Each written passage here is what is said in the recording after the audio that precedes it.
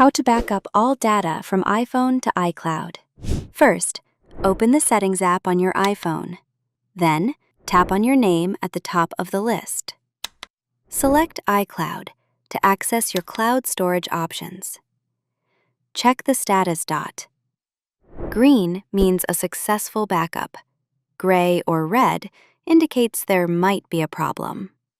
Now, tap the iCloud backup option in the menu. If needed, tap Backup Now to manually initiate a backup. Check the All Device Backups section to view detailed backup information for other devices linked to your Apple ID. Check which apps are included by tapping on your iPhone name. Finally, ensure your iPhone is locked, connected to a Wi-Fi network, and plugged in for automatic backups. And that's it. Hit subscribe for more quick and useful tips.